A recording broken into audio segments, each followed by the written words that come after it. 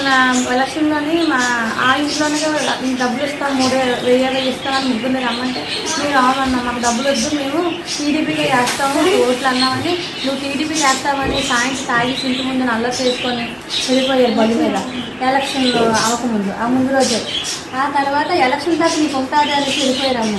మరుసటి రోజు ఇది రాత్రి తాగేసి ఇంటి ముందు చల్లరే చేస్తుంటే మా ఇంటి మీద రాళ్ళు ఇస్తుంటారు, ఎవరెవరినో పంపిస్తాం ఈరోజు చంపేస్తాం మీకు అని చెప్పేసి కత్తులు పట్టాలు తెచ్చి ఇక అమ్మాయి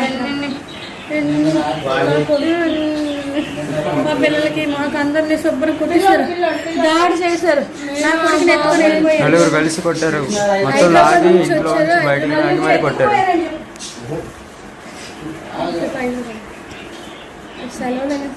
నలుగురు కలిసి బయట ఇంట్లో ఉన్నారు, బయటకు లాగి మరి కొట్టారు. ఎక్కడ చదువుతుందో చెప్పు. హైదరాబాద్ లో చదువుతున్నా. నన్ను కూడా కొట్టిన అమ్మకి కడుపుతున్నాగానే కడుపు మీద తీసి నీ కడుపు నీ లోపు మా తమ్ముని తీసుకుని మా తమ్ముని కొడేస్తున్నారని తెలిసి లోపు ఇంకా కుట్టి కడుపు మీద చెయ్యి కూడా చాలా నొప్పి అయిపోయింది. కడుపులకి చాలా చేయి నొప్పి బాబు. ఆశ నా అమ్మాయి నా మీద కోలుకుండా ఇచ్చి కొట్టింది, మొత్తం తలంతా పగిలిపోయింది, అంతా కొట్టేశాడు.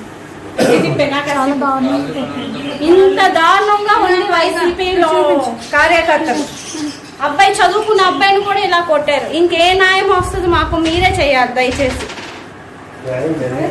న్యాయం జరిగేది ఎలా కొట్టాడు చూడండి అమ్మా. టీవీలో